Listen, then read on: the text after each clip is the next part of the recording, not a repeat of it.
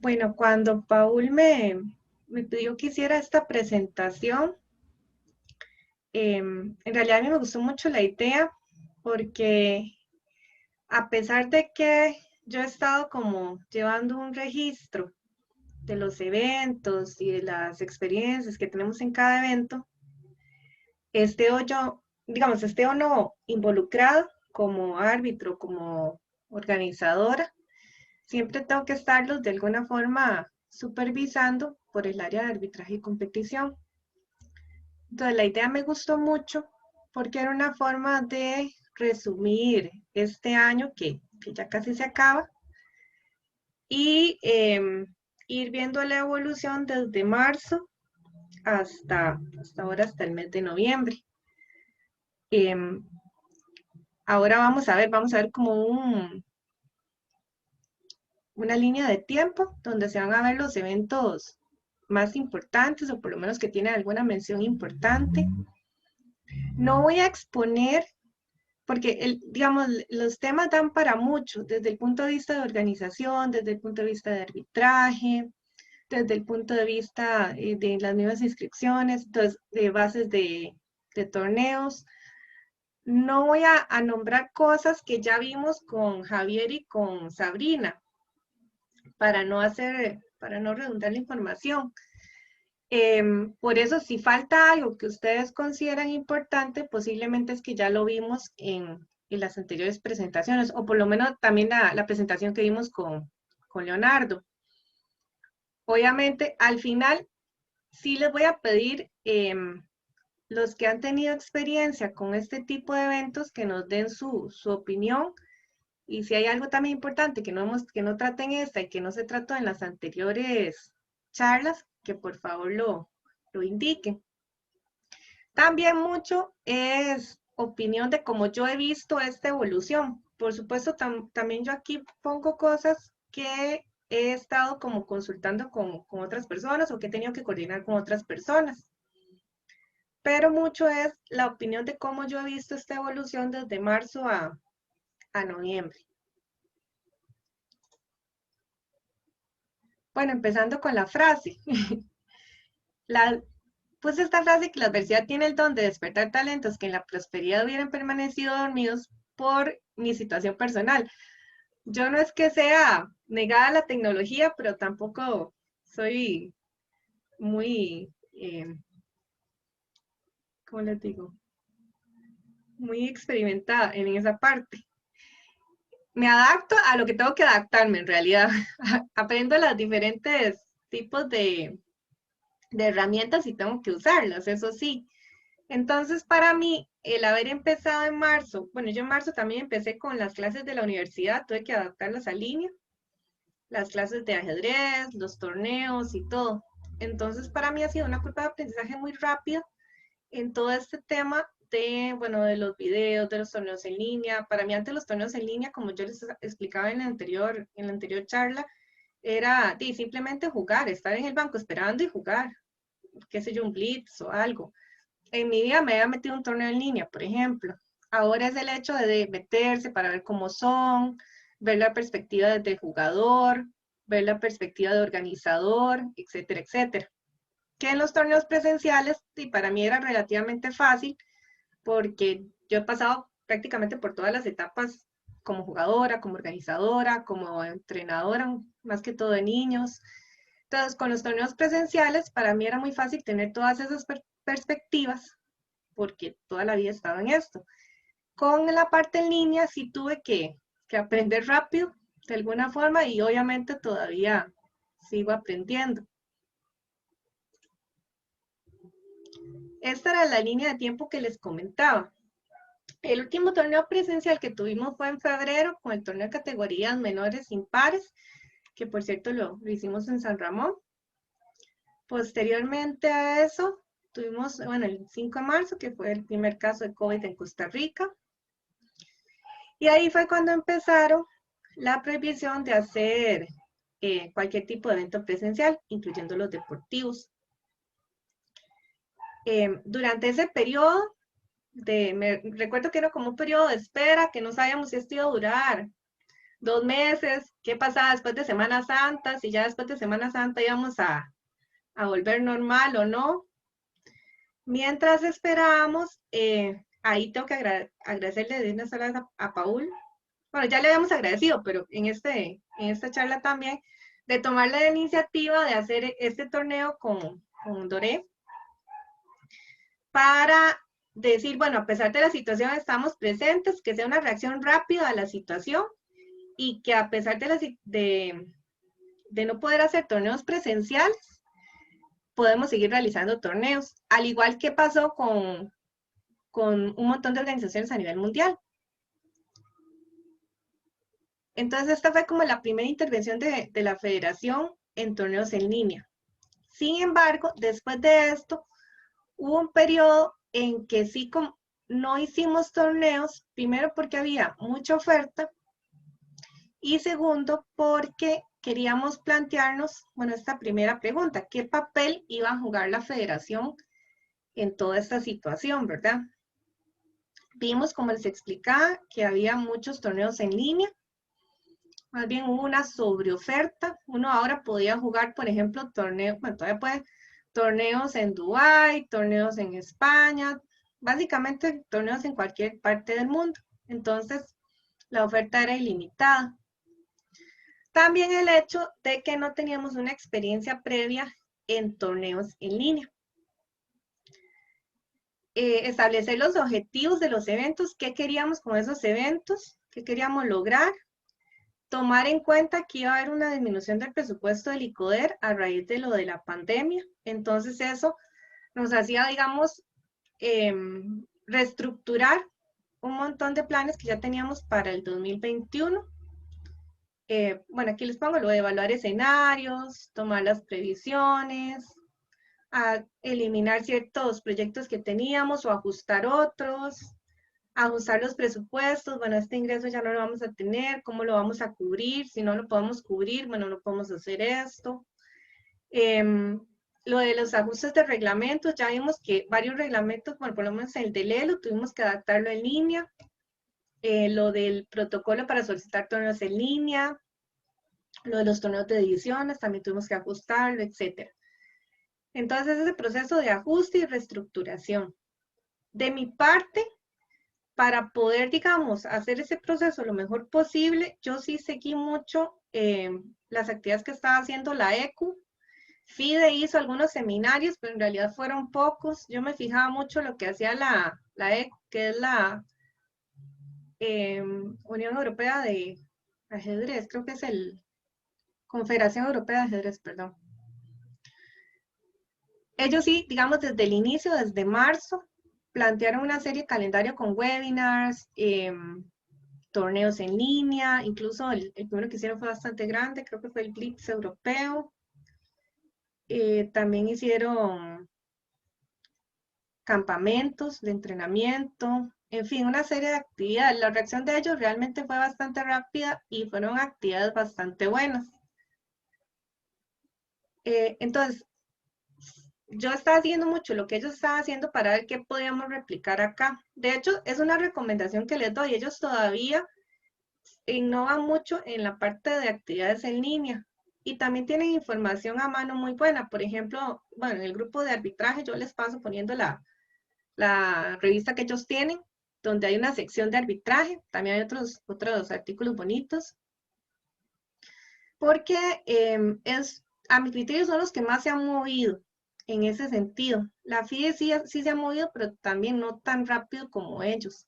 Entonces, uno puede tomar de ahí bastantes experiencias y ver cómo se adaptan a la federación. Por supuesto, son una organización mucho más grande, pero sirven de ejemplo. Bueno, como les comentaba, tuvimos que reestructurar, por ejemplo, los torneos. Eso ya lo planteamos o empezamos a plantearlo a finales de marzo. Teníamos calendarizados 21 torneos en total. Lo que hicimos fue pasarlos inicialmente a 6 torneos que eran por etapas. ¿Por qué por etapas? Porque también pensábamos, o la idea era hacer una etapa preliminar o varias etapas preliminares en línea y ver si podíamos hacer las finales presenciales a finales de este año. Al final no se pudo, igual tuvimos que hacerlas en línea. Para el otro año pensamos hacer algo más o menos parecido, hacer unas etapas eliminatorias en línea y finales presenciales. Creemos que ya como a mediados del otro año podríamos ya estar hablando de torneos presenciales. Espero que antes, aunque sea torneos pequeños, pero bueno, eso no depende tanto de nosotros, más que todo de las autoridades de deporte y del Ministerio de Salud. Se eligieron eventos dirigidos a categorías menores y abiertos, que es la población más grande que tenemos. Eventualmente, categoría mayor podía participar en los abiertos, sin embargo, esta era la población a la que lo dirigimos. Buscamos tiempo de reflexión cortos porque es lo recomendable para torneos en línea, por ejemplo, blitz, rápidos, y si son clásicos, a lo mucho 30 más 30, que no sea muy amplio el tiempo, porque entre más amplio, eventualmente hay más riesgo de trampa. Bueno, con blitz también la hay, ya hemos visto varias formas de hacerlo, pero bueno, digamos que es un poquito más difícil por el tiempo que tienen que jugar. Bueno, como le comentaba, inicialmente teníamos etapas en línea y finales presenciales, al final no se pudo. Y sí tuvimos que ir adaptando el calendario, tuvimos una idea inicial y tuvimos que ir adaptando de acuerdo con las situaciones, como se iba moviendo todo, incluso como se iba moviendo la participación de la gente. Teníamos programado un torneo rápido de categoría abierto, no el de categoría menores que estamos haciendo ahora, sino un abierto que al final decidimos no hacerlo porque ya veíamos que la gente estaba como muy cansada y no se estaba inscribiendo tanto a los eventos. Entonces quisimos dar el mes de septiembre como de descanso, también para nosotros descansar como organización y concentrarnos ya en las finales. Empezamos con el Festival Nacional de Ajedrez en línea. Yo particularmente hubiera preferido un torneo más pequeño para empezar, pero bueno, este era el que estaba en el calendario y igual pensando cómo íbamos o diferentes factores que teníamos que tomar en cuenta, tampoco nos daba así tiempo de hacer uno antes. Sí hicimos simulacros, pero no un torneo oficial antes del festival. ¿Por qué se hizo el festival? Bueno, esta fue una iniciativa en realidad de Luis, el que ahora está como secretario de la operación, secretario ahí, Luis Quiroz. La idea era mostrar que el ajedrez, bueno, igual se mantiene a pesar de la pandemia, mantener uno de los eventos más importantes del país, como era Juegos Nacionales, generar competencia entre los cantones. Esto generó también un trabajo para los entrenadores, porque los comités de deportes estaban, por lo menos en algunos, no en todos los casos, todavía hay casos donde los comités de deportes básicamente están suspendidos, cero trabajo, pero en algunos permitió que los que estaban suspendidos reactivaran esa parte de ajedrez porque ellos veían que sí se podían hacer competiciones. Entonces fue una forma de reactivar el ajedrez a nivel de comités de deportes. También generar experiencia a nivel de organización y arbitral en torneos en línea. Y aprovechamos para que, aunque sea de forma simbólica, introducir la categoría menores de 12 años. ¿Por qué le digo de forma simbólica? Porque esto todavía está en proceso con el ICODER, todavía no lo han aceptado totalmente, pero sí aprovechamos que sí, el torneo era de nosotros, con el aval del ICODER, eso sí, para poder introducir esta categoría. Y de esa forma ir generando como estadísticas, ir generando experiencia que eventualmente les podemos mostrar. Ahora, las interrogantes iniciales, bueno, ¿cuál plataforma íbamos a usar? Eso lo vamos a ver ahora, por qué escogimos en ese momento chess.com. El tipo de torneo, que los más populares eran los arena, bueno, que si íbamos a hacer arena o no íbamos a hacer arena. ¿Cuántos participantes estábamos esperando? Al inicio eran 480, ya después disminuyó, pero esa era como la de acuerdo con las consultas que había hecho Luis, era como la proyección. Eso era importante porque, bueno, qué íbamos a ocupar, cuántos árbitros íbamos a ocupar, que esa era otra pregunta. Si normalmente nosotros calculamos un árbitro por cada 20, 30 participantes. Entonces, como no teníamos la experiencia previa, no sabía si ese número iba a ser el adecuado para los torneos en línea. Empezamos con uno por cada 20, que es lo que normalmente se aplica, por lo menos en presenciales. Nos dimos cuenta que en algunos torneos eso no es suficiente, en otros sí. Ahora vamos también a ver el número.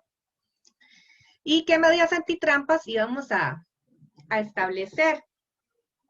Porque, bueno, desde marzo era uno de los temas, ¿verdad? Con los torneos en línea, las trampas que se hacían en los torneos. Ahí lo que establecimos fue lo de los parámetros previos, qué parámetros iban a tomar en cuenta como indicios de que eventualmente podía estar recibiendo ayuda externa.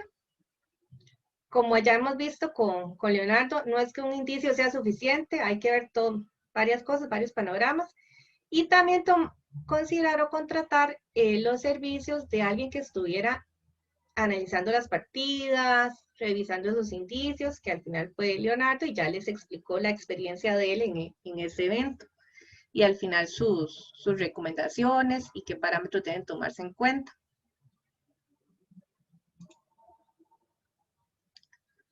Con la plataforma, bueno, igual para escoger una plataforma yo considero que debe establecerse el objetivo del torneo y también el presupuesto que se tenga. Por ejemplo, inicialmente habíamos pensado en Lichess, que era la plataforma como más famosa. Después, al final, elegimos chess.com porque, de acuerdo con lo que nos habíamos averiguado, era el que mejor, digamos, entre Lichess y chess.com tenía mejores parámetros antitrampas, sistema antitrampas. Era el que estaba usando la ECU en ese momento. Y también es el que puse FIDE, pero es FIDE América. FIDE América tiene un convenio con chess.com también y estaba haciendo los torneos de ellos en chess.com y nos había comunicado el convenio que tenían con chess.com. También la posibilidad, bueno, de realizar el club de la federación y un club por torneo, lo que vimos más ordenado en cada uno de los eventos. También daban facilidades a las federaciones, por ejemplo, la posibilidad de hacer link para los retos. Eso nos ayudó mucho, que fue uno de los primeros problemas que tuvimos, capacitar a la gente para que hicieran retos entre sí.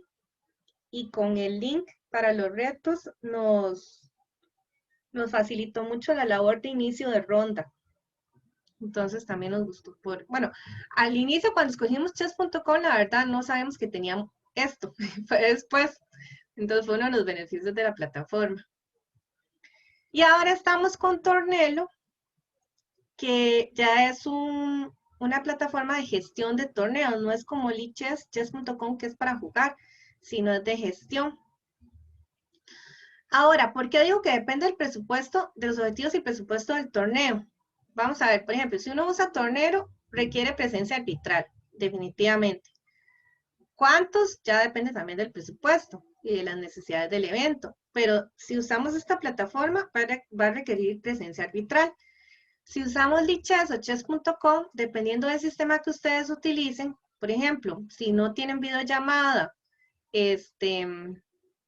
simplemente es que entren al torneo y jueguen, entonces no ocupa mucho árbitro, mucho presupuesto. Puede estar una persona ahí ayudando a los jugadores en caso de que no puedan accesar al torneo, por ejemplo, pero no requieren mayor cosa. O incluso con videollamada, como son plataformas que se automatiza mucho el inicio de los torneos. Por ejemplo, yo en chess.com pongo un torneo que empieza a las 2 y empieza a las 2, quien esté, y ahí el torneo va solo. Entonces, con videollamada yo simplemente estoy fiscalizando a los jugadores, eventualmente les puedo pedir compartir pantalla y entonces estoy fiscalizando a los jugadores y la pantalla que están compartiendo. Pero es como más fácil en ese sentido. Entonces, si no tiene mucho presupuesto para desarrollar el torneo, pueden considerar cualquiera de estas dos. porque en este definitivamente van a ocupar un árbitro. Ahora vamos a ver que claramente también va a depender de qué tanta medida antitrampa quieren establecer en el evento. Creo que Esteban levantó la mano. Buenas, sí, no hay problema para Sí, hacer un claro. comentario. Ok, gracias. Eh, que en su momento yo desde la perspectiva de entrenador, chess.com como que no me gustaba. Nosotros usábamos Lichess en Comité Heredia, bueno, es la que usamos todavía, pero entonces tuve que explicarles sobre chess.com, que se hicieran las cuentas.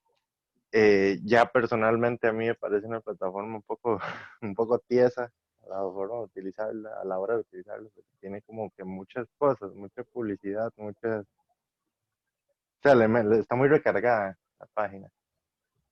Y también para ver yo las partidas, a pesar de que me trataron de explicar varias veces formas de hacerlo, nunca logré ver las partidas en vivo de mis jugadores. Tenía que esperar a que terminaran para ya luego revisarlo. Sin embargo, pasando esta semana que Paul nos dejó de tarea para el foro, medidas antitrampa, imaginar, idear, yo me tomé la molestia de revisar lo que son el multi-inicio de sesión, iniciar sesión con, con varios aparatos electrónicos, o sea, varios dispositivos de una misma cuenta. Y me di cuenta que chess.com y bueno, Tornelo no pude averiguar bien, pero son las que no permiten esto. En cambio, Lichess y Chess24 sí. Y es una forma sumamente sencilla de hacer trampa. Que otra persona esté jugando la partida por el chico, ¿verdad? Entonces ese comentario que chess.com, en el momento que usted trata de iniciar sesión en otro dispositivo, le bloquea a uno de los dos. Y usted solo puede continuar con uno. Y la pantalla queda parpadeando, digamos. En cambio, en Sí, Lichess lo deja. Usted puede hacer una jugada en un celular y la otra jugada en la compu. Y la plataforma ni le importa, digamos. sí, Eso sí, es. gracias. Eso de que es más tieso y más difícil, sí ya nos han dicho también. Pero más bien gracias por el comentario de las plataformas. Aclaro que aquí yo pongo las que consideramos, ¿verdad? En realidad hay muchas más plataformas, pero esas fueron las que consideramos al inicio de cuando estábamos haciendo lo del festival. De hecho, yo también los torneos de San Ramón, cuando no me quiero complicar mucho, los hago en liches. Creo que es más fácil también. Ok. Eh, ¿Sí? Carolina, Ajá. sí, sobre el tema de Lichess, bueno, todos sabemos como usuarios, como jugadores, que Lichess es una plataforma muy limpia, muy diáfana, fácil de entender. Solo tiene un pequeño detalle, que es una página gratuita, es software libre. Por lo tanto, no hay nadie responsable de. ¿Ya? No hay un número, no hay un email donde llamar, decir se cayó la sesión porque es gratis. No hay convenios con ella porque es gratuita. Inclusive yo puedo clonar Lichess y ponerle Keylor Chess y me hago mi propia página. Es totalmente abierta y esa es la razón. Es lo único que le veo de malo. Por lo demás, para mí es muy buena, pero ese detalle convierte que un torneo que sea serio, que sea para sacar campeones nacionales, que defina ascensos o cosas así, prácticamente lo impide, porque no hay ninguna seguridad por ser gratuito. Sí, gracias. De hecho, con lo de soporte tiene razón usted, porque recuerdo que en el festival, no sé si fue en la eliminatoria o en la final, se cayó el servidor de chess.com, entonces escribimos y nos contestaron rápido. Y también chess.com ayuda en ciertos torneos a ECU y a FIDE. Bueno, en la Olimpiada tenían como el soporte técnico de ellos ya más directo, por convenio, claramente. Me imagino que también uno lo puede contratar, no sé cuánto costará, pero bueno, sí tiene como ese soporte, como usted dice.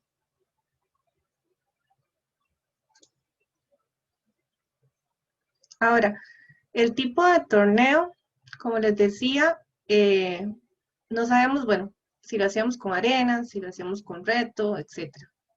Igual depende mucho del objetivo del torneo, como les decía. Nosotros lo hicimos con retos para hacer los pareos en Swift Manager. Aquí me falta una.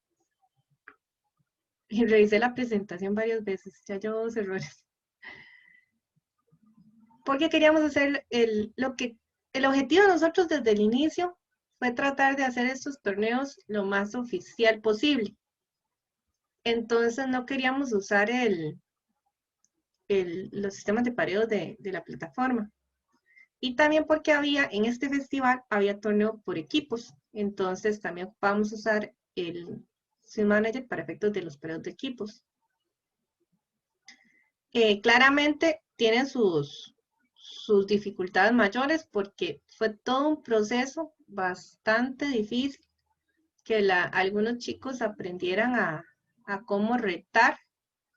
Se mandaban videos, se mandaban explicaciones y aún así costaba mucho. Incluso los mismos entrenadores les costaba mucho entender el sistema de retos. Por eso es que digamos, si no pueden tener ese recurso humano para asistir, es mejor que lo hagan, qué sé yo, tipo arena, por ejemplo, que es mucho más fácil de llevar a cabo. Ahora, bueno, con Tornelo no ocupamos hacer el tema de retos, sino que se hace la ronda en Swift Manager, se pasa a Tornelo y se le puede dar inicio de ronda y todas empiezan al mismo tiempo. También puede iniciarse una por una, como ustedes prefieran. Entonces, pero esa plataforma ya nos viene a cubrir el asunto de los retos y poder usar un sistema de pareo que esté avalado por FIDE. Pero al inicio, bueno, no teníamos eso, entonces decidimos hacer el sistema de retos usando los pareos del Swift Manager. Sí, costó bastante, pero la idea era mantenerlo más cercano a un torneo oficial. Como les decía, influye la cantidad de árbitros que tengan. Bueno, ¿qué contrato? 10, 20, 25, 50. Al inicio, como les comentaban, yo considero un árbitro por cada 20, que es lo que usábamos en torneos presenciales. Pero ya después del torneo de prueba y también conforme fue avanzando los eventos, vamos a ver si ustedes usan sistema de retos y tienen que asistir a los jugadores en esa parte, es 1 por cada 10, básicamente, que es lo que consideran una supervisión alta. Sin embargo, como estábamos en ese proceso de curva de aprendizaje, de cómo accesar a las plataformas, cómo ingresar a las partidas y cómo jugar, la idea de la supervisión alta es para anti-cheating. Pero al final fue como una asistencia para ese tipo de situaciones. No fue tanto para anti-cheating, sino para poder ayudar a los jugadores a ingresar a la plataforma y cómo jugar. Y que se acostumbraran también a jugar en la plataforma. No todos sabían. Tal vez algunos, como ustedes dicen, solo usaban Lichess y no usaban chess.com, etc. Si tienen, por ejemplo, un torneo donde usen arena y no quieren tener una supervisión alta anti-cheating, perfectamente pueden usar un árbitro por cada 50 jugadores, por ejemplo. Entonces, igual, si tienen poco presupuesto, es un tipo de torneo. Arena, no medidas anti-cheating, etc. O si tienen un presupuesto más o menos, tal vez no pueden contratar tanta gente, puede ser tipo arena, pero que entonces los árbitros ahí estén dedicados más a revisar las cámaras, a revisar las pantallas, etc. Va a depender de qué es lo que ustedes quieran y el presupuesto que tengan. Por ejemplo, el torneo que hicieron de juegos estudiantiles, que fue bastante bonito, y lo que se buscaba era participación y no pidieron videollamada ni nada por el estilo. Creo que fue en Lichess y creo que fue un éxito de participación. A los chiquillos les gustó mucho, la transmisión fue muy buena. Entonces, la verdad, para mí fue un festival muy bonito. Y yo creo que ese era el objetivo del evento. Creo que Carlos me había comentado en su momento, porque yo le pregunté si iban a para videollamada o así. Entonces, creo que fue el objetivo del evento y se cumplió. No sé si Carlos está por ahí para que nos cuente un poquito. Así Hola, está. sí, aquí estoy. Sí, gracias, Caro. Con Sí, gusto. el objetivo claramente de ese torneo era masificación y llegarle a jugadores en una etapa inicial, ¿verdad? Sabíamos que también íbamos a tener jugadores de un nivel intermedio y también jugadores ya de élite, por decirlo así, en ese tipo de categorías, ¿verdad? Tanto en escolar como colegial. Pero sabíamos que el 80% iban a ser jugadores que estaban iniciando. Entonces, sí, el trabajo previo de Oscar fue muy importante, haciendo videos para poder enseñarles a ellos cómo jugar, igual, hacerlo en DChess, que era lo más fácil, y de sacrificar la supervisión con cámara y con esas partes por tener más cantidad de gente. Pero sí, pero no, al final de cuentas, 700 y algo de participantes fue muy bueno. Creemos que para una próxima edición, tal vez, o con un poquito más de ayuda de los comités de deportes o de los entrenadores o de la federación, se hubiera podido tener 1.200 personas, 1.300. Pero ahí también hubo que correr mucho porque estábamos atados a lo que nos dijera tanto el MEP como VAC, que era el patrocinador, ¿verdad? Pero ahí creo que se salió bien y sí, es cuestión de valorar los objetivos. Claro.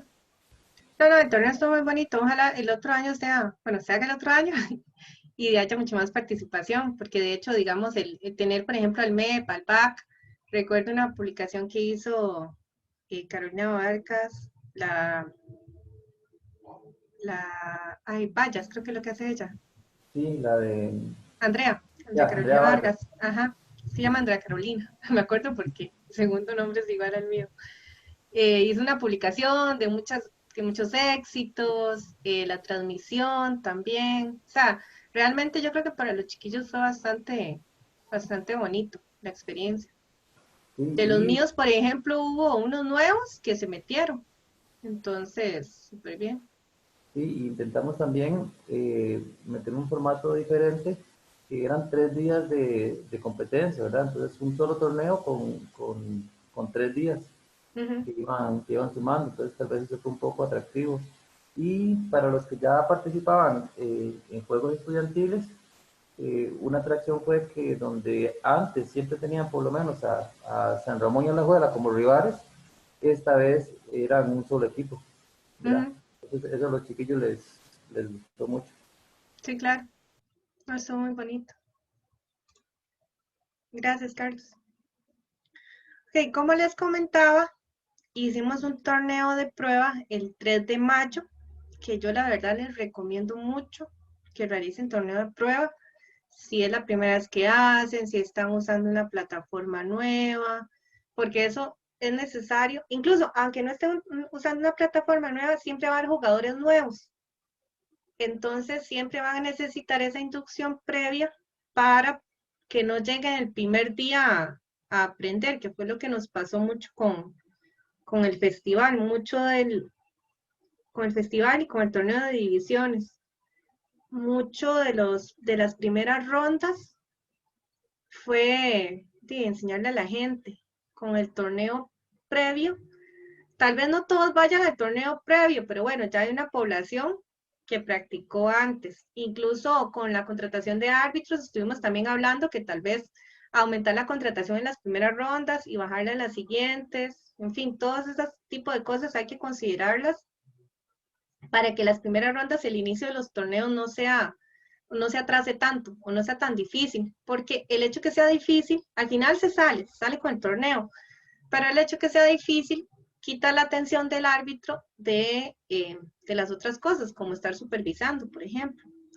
Y también es importante, por ejemplo, en plataformas como Tornelo, el árbitro sí tiene mucha interacción con los jugadores. Entonces, si está muy ocupado tratando de enseñarle a la gente cómo ingresar al torneo, cómo jugar, y por otro lado están los chiquillos tratando de interactuar con el árbitro, y es de locos, ¿verdad?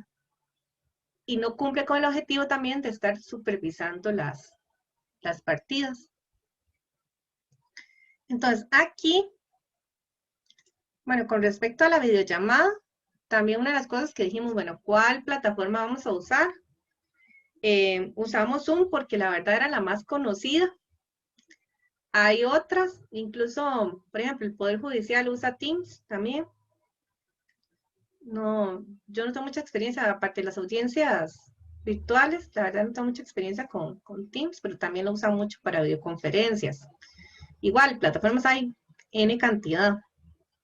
Una de las ventajas de Zoom es que uno puede compartir pantallas, múltiples pantallas, entonces eso ayuda para la supervisión de las partidas. Creo que todos los torneos se realizan en Zoom. No he visto una organización que use otra plataforma. Podría ser por eso. No sé si otra plataforma permite diferentes tipos de compartir pantalla múltiple en ese caso. Otra ventaja que tiene Zoom para torneos internacionales es la traducción múltiple. Que eso, Jonathan me pasó el tip. No se ha usado en torneos internacionales porque hay que pagar, me imagino que hay que pagar un adicional. No es ni siquiera es con la cuenta Pro, es con otra. Pero bueno, a efectos de organizar un torneo internacional es una buena herramienta también. Entonces, Zoom me parece bien. Creo que también estuvieron preguntando para efectos de torneos con jugadores con discapacidad. Y se usa Zoom mucho, también se usa Skype. Sí nos sirve, por ejemplo, una vez nos reunimos con el representante de Cuba, una reunión de la comisión, y ellos no podían usar Zoom, solo podían usar Skype. Entonces, usamos Skype para esa reunión. Creo que para el torneo universitario también con los cubanos usaron Skype, no usaron Zoom, porque Zoom no pueden usar en Cuba. Entonces, bueno, son todas esas cosas que hay que considerar, el tipo de población a la que voy dirigida, para ver cuál tipo de plataforma, y también qué ocupo en el torneo, para ver cuál tipo de plataforma uso. De hecho, Skype me parece que no permite compartir múltiples pantallas, entonces en el universitario creo que tuvieron que conectarse en una videollamada por jugador, precisamente por lo mismo, pero bueno, se resuelve. La ventaja es que la oferta es infinita y fijo, usted va a encontrar una solución para un problema que usted tenga. Bueno, es importante que se conecten 30 minutos antes del inicio de la ronda, precisamente para verificar que todos estén en la videollamada, cuando ocupen videollamada. Que les sirva el sonido, que les sirva la imagen, que pudieron ingresar al torneo, etc. O sea, por lo menos 30 minutos antes del inicio. Utilizar la distribución de cuartos, de rooms, en Zoom, que eso ayuda mucho también para ordenar el torneo. La comunicación con el árbitro. Al inicio, como usábamos Zoom para comunicarnos, entonces sí, siempre era alguien que activaba el sonido y ganó Julanito, gané, puedo tal cosa, y eso eventualmente interrumpe a los otros jugadores. Ahora con la que estamos usando ahora, que es Tornelo, la ventaja es que pueden chatear con el árbitro, entonces eso disminuye. Sin embargo, siempre hay jugadores que activan el micrófono para preguntar al árbitro, todavía no se han acostumbrado a esa otra modalidad de chatear. Y también en este torneo, en el sub 8 del Rapid, son chicos muy pequeños que no pueden tal vez escribir un mensaje, ahí sí tienen que usar el micrófono de Zoom, ¿verdad? Entonces, establecer qué tipo de comunicación van a tener con el árbitro y obviamente también qué tipo de comunicación va a estar entre los árbitros, porque tiene que ser una comunicación bastante fluida. Con respecto a los presenciales es un poco difícil porque tal vez uno no está ahí, entonces le comentan de una situación y usted tiene que preguntar, le tienen que enviar imágenes, etcétera. Esa comunicación tiene que ser lo más fluida posible, tener un chat entre árbitros también, tener un chat con los participantes para tratar de que la comunicación sea bastante fluida y los asuntos se resuelvan lo más pronto posible. Habrá casos en que los asuntos no se resuelven inmediato, pero, qué sé yo, envió un mensaje y el árbitro estaba ocupado y lo vio hasta después, por ejemplo. son cosas que se dan este tipo de situaciones.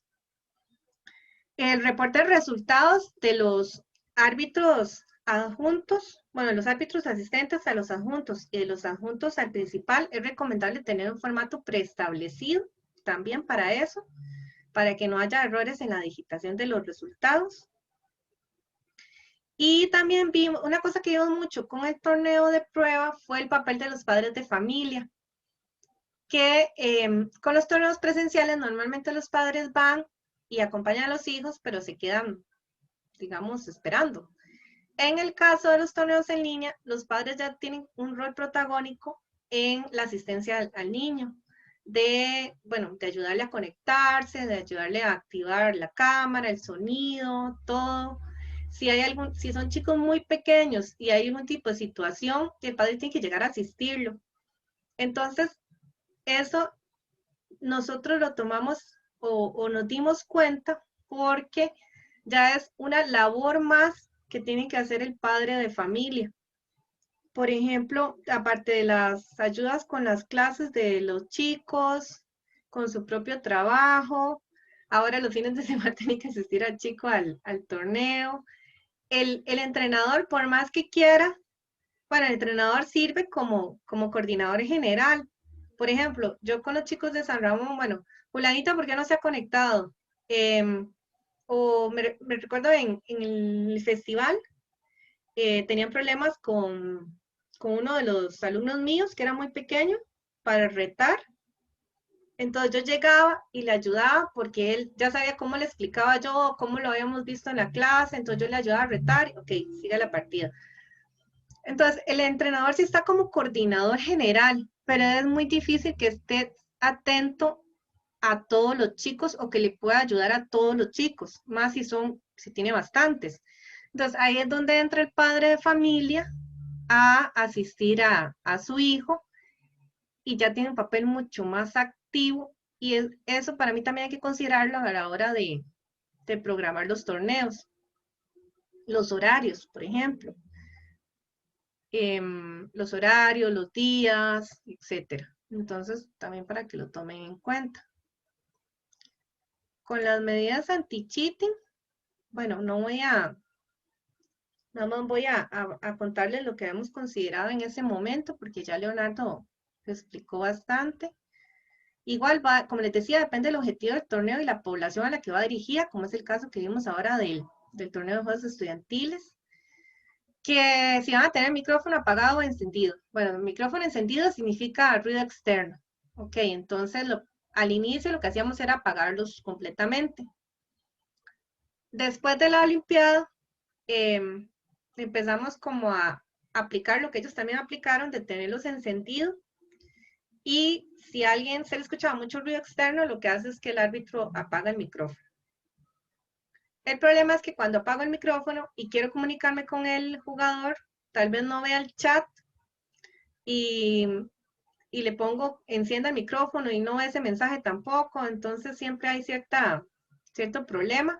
Ahí es donde tal vez está el chat del WhatsApp. Si tengo el teléfono directo del jugador, le puedo escribir a los papás, por ejemplo, pero no directamente al chico, porque en teoría no tiene que tener el celular ahí, pero bueno. Entonces, si hay que considerar eso, creo que lo mejor es, para efectos de anti-cheating, tenerlo encendido y que si hay ruido externo, que el árbitro apague el micrófono. Compartir pantallas es elemental si usted quiere tener un control antitrampa. Si no, entonces simplemente no tiene por qué pedirle al jugador que lo haga y eso le facilita, digamos, el acceso a más jugadores. Conforme usted vaya incrementando las medidas anti-cheating, eventualmente la población que pueda participar en el torneo se reduce, ¿verdad? Porque para compartir pantalla se ocupa computadora. Entonces, si ustedes quieren una bastante participación, que sea más como un festival, pues no les pida compartir pantalla porque eso involucra que no puedan jugar desde el celular o no pueden jugar desde la tablet. Igual, ¿cuántas cámaras va a tener el jugador? Si voy a tener sobre la que está enfrente de la cara, o voy a tener otra atrás que me muestre el cuarto, etc. Entre más cámaras tenga, más se va reduciendo la posibilidad de que un jugador participe en ese torneo, pero se va incrementando las medidas antitrampa. Mostrar el cuarto es una medida recomendable, pues depende del torneo, si no son muchos lo pueden hacer al inicio y al final de la ronda para cada uno de los jugadores. Si son muchos jugadores, pues lo hacen entonces aleatoriamente. Lo de los parámetros preestablecidos que les comentaba antes, lo del análisis de partida que ya Leonardo les comentó, y el procedimiento en caso de alguna sospecha es el que establece FIDE, que ya Javier había explicado en su momento. Ese fue el que establecimos, bueno, si hay una sospecha, el árbitro asistente le indica al adjunto y este le indica directamente al principal, o directamente el asistente le indica al principal para que analicen el caso. Si hay un reclamo de antitrampa, que llene la boleta respectiva, etc.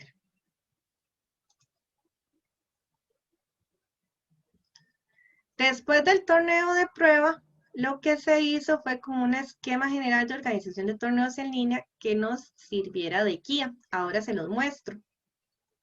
Que nos sirviera de guía en cada uno de los torneos, más que todo para división de funciones, que es muy importante en estos casos. Bueno, en todos los torneos, pero principalmente en estos, porque sí, cada grupo tiene que manejarse lo más autónomo posible para que sea más rápido el trabajo realizado, las resoluciones, etc. Es muy escalonado, muy jerárquico el sistema. Bueno, lo que les comentaba de la inducción previa, que es muy importante con torneos de prueba, con videos. En ese torneo recuerdo que los árbitros hicieron una infografía muy bonita para guiar a los chicos en la videollamada. Hacían, bueno, todavía lo hacen, explicación previa a la ronda de algunos puntos importantes a considerar. Y la inducción es tanto de la plataforma de juego como de la videollamada. Esa inducción previa, también los torneos de prueba sirven a los árbitros que tal vez no han arbitrado muchos torneos en línea o no han usado esa plataforma en específico. Les voy a enseñar. ¿Ven esto que dice protocolo de organización de torneos en línea? Sí, Caro. Sí, ok, gracias. Bueno, después del torneo de prueba, esta fue una elaboración de Jonathan. Lo hizo para establecer como a raíz de todo lo que hemos hablado, de lo que, digamos, de la planeación previa, del torneo de prueba, las experiencias que tuvimos, etcétera, realizó este documento como una guía de cómo iba a ser la estructura del equipo de trabajo. No una guía, digamos, de todo el proceso que lleva un torneo, más que todo es de los equipos de trabajo. Bueno, yo no sé, Paul, si quieren hacer un receso o... Porque ya son las 6:10. Antes de seguir Vamos con seguido esto. hasta las 10. Ok. No, mentira. Hasta las 10. Hagamos un receso, unos 5 minutos, si les parece. Ok, como a las 6:15 volvemos para explicarles esto. De acuerdo, gracias. Ok, con gusto.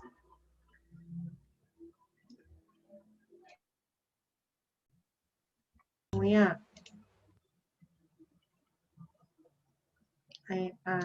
poner mucho detalle en nada más como para que lo vean.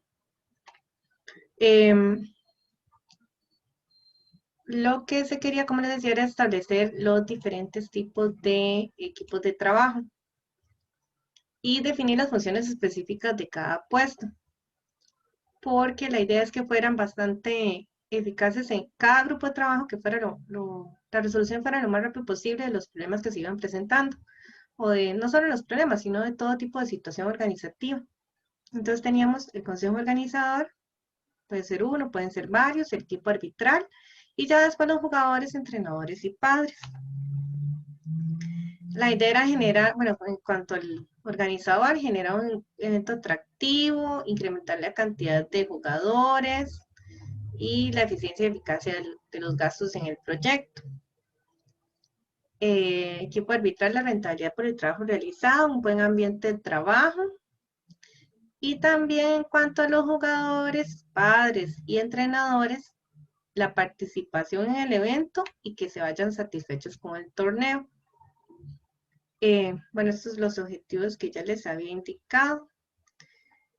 En el caso del papel arbitral, es importante porque son los, bueno, como también funcionan los torneos presenciales, una vez que empieza el torneo, básicamente se mueve gracias a la labor de los árbitros.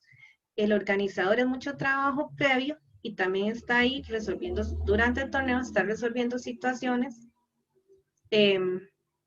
pero ya son más situaciones o de cosas que van saliendo o, por ejemplo, encargarse también del timing de, qué sé yo, la premiación o atender a la prensa, etcétera. Es otro tipo de función, pero el trabajo propiamente del evento para que vaya caminando es del equipo arbitral.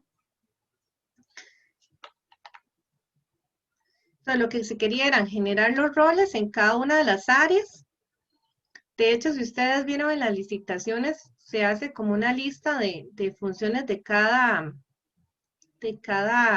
árbitro o cada tipo de árbitro, que al inicio es como difícil realizarla para los torneos en línea, porque, bueno, se tienen las funciones en torneos presenciales, pero no las funciones de torneos en línea, entonces es algo que se va completando en cada evento.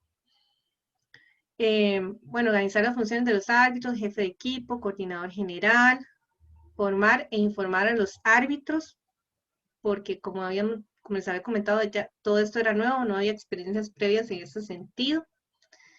Y simplificar los procesos y herramientas para buscar esa efectividad. La idea es que haya un grupo de árbitros con un jefe de equipo, que normalmente, bueno, en el caso de nosotros funciona como el adjunto, y que el jefe de árbitros ya sea una persona que sea más de coordinador. La idea es que no realice propiamente tareas de arbitraje, sino ya un coordinador del equipo. Dependiendo del evento, si es solo un árbitro, obviamente ya tiene que hacer todo tipo de funciones. O si son pocos árbitros, eventualmente el árbitro sí va a tener que realizar tareas de arbitraje, pero la idea es que sea lo menos posible. Lo ideal es que no tenga a cargo ningún tipo de partidas y se encargue de coordinar, por lo menos en torneos grandes, tal vez eventualmente de pasar los resultados, eso sí, que le vayan dando, pero que la función arbitral sea lo mínimo, sino que sea más de coordinación. Apoyado con el organizador. Entonces, la función del jefe de equipo sería asistir a las capacitaciones de su puesto y colaborar en la capacitación de su equipo, responsable directo de su grupo de árbitros, monitorear el trabajo de los árbitros, apoyo por consulta, reuniones internas pre-ronda, retroalimentación post-ronda, seguimiento de resultados, comunicación, hallazgos en las revisiones diarias, etc. Después las funciones del coordinador general y ya un esquema de lo que se pretendía, bueno, que más o menos ahí hemos estado funcionando, que es coordinación general, jefe de equipo. La coordinación general, digamos que es el árbitro principal junto con los organizadores. Después tenemos los jefes de equipo, que son los adjuntos, y ya después los árbitros asistentes. Y aquí lo hice un poquito más ampliado para considerar, por ejemplo, gestores deportivos, administrativo de prensa y community manager, que, bueno, en el caso mío, si yo no soy parte del comité organizador, sí me encargo mucho de la parte previa para empezar a recibir las inscripciones. En el caso administrativo y prensa, que es Rodrigo, para generar las notas de prensa, y en el caso de Community Manager, también para estar informando en la parte de Facebook y eventualmente canal de YouTube, Instagram, etc. Entonces ya esto es un poquito más ampliado de lo que eventualmente involucraría el evento. Entonces se hizo, como les decía, para establecer la estructura en cuanto a la organización de torneos, pero algo muy general, como una guía básica en ese sentido. Y a raíz de eso, ir generando los detalles de cada uno de los puestos.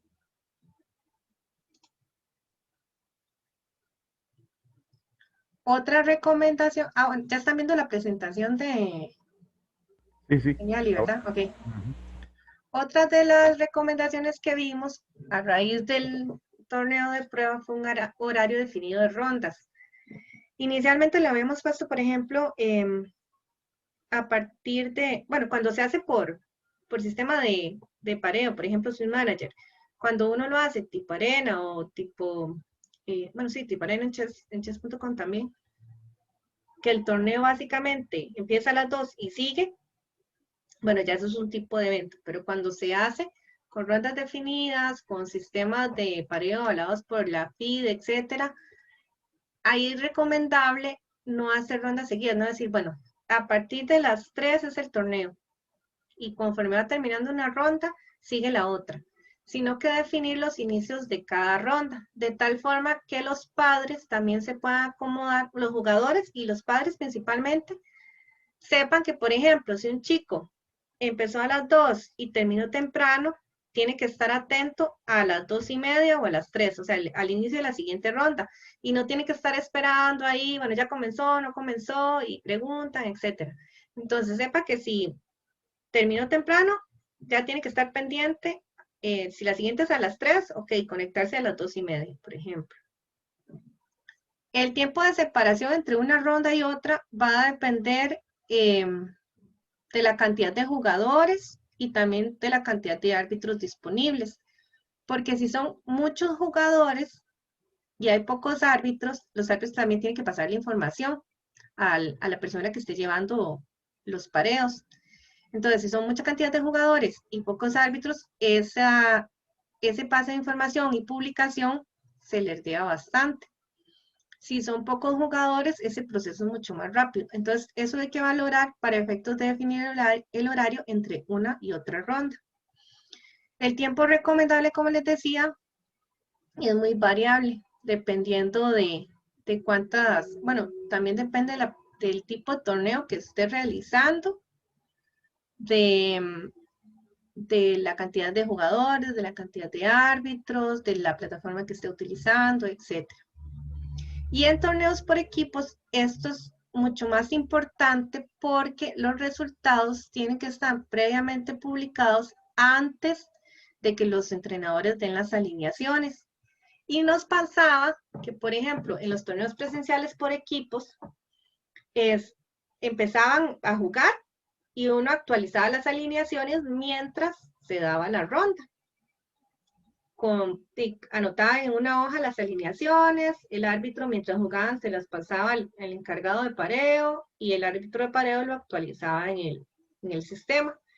En el caso de los torneos en línea, eso no es posible, porque todo tiene que estar listo antes de que empiece la ronda, independientemente el sistema que usted use. Si es, digamos, de encuentro, de reto directo, o si es en torneo, que usted empieza la ronda automático, tiene que estar tanto los resultados publicados para que los entrenadores pongan las alineaciones, y las alineaciones ya tienen que estar pasadas al sistema para ya sea o tirar los retos o empezar la ronda, publicar los matches, etcétera. Eso hay que tomarlo en cuenta en los torneos por equipos. Como necesitamos esto antes, los horarios de rondas deben ser un poquito más distanciados o ser muy efectivos y tener bastante gente haciendo esa labor que normalmente cuesta más. Entonces ahí sí les recomiendo que si son torneos por equipos, las rondas sean un poquito más distanciadas. Okay. Bueno, aquí les puse las fechas donde se publicó lo del torneo. El 1 de junio publicamos lo del Elo en línea. Eso fue a solicitud de, bueno, ideas de varios entrenadores y también para ir generando esa oficialidad de los eventos y tocar lo menos posible lo que era el Elo nacional que ya nosotros teníamos. El 27 de junio empezamos con el festival, las etapas eliminatorias. Entre conclusiones y recomendaciones generales, en relación con el equipo de trabajo, La idea es mantener los mismos árbitros en los mismos torneos, porque ya los árbitros conocen a los jugadores, saben cuál es los jugadores más difíciles, tal vez que les cueste iniciar la partida, que necesite más ayuda en esa parte, o incluso si hay un jugador sospechoso, le pueden dar mayor seguimiento también. El uso de múltiples pantallas para poder vigilar las partidas es recomendable. Y aunque se puede establecer una línea de trabajo, también cada árbitro principal o adjunto tiene su propio método de coordinación, de acomodo de jugadores, distribución de salas, etc. Entonces, la idea, como les decía, es que cada grupo funcione lo más autónomo posible. No hay se puede dar recomendaciones, pero en realidad no hay una línea de trabajo igual en cuanto a esa parte de cómo coordinar o cómo acomodar a los jugadores, por ejemplo, o cómo va usted a coordinar con sus árbitros asistentes.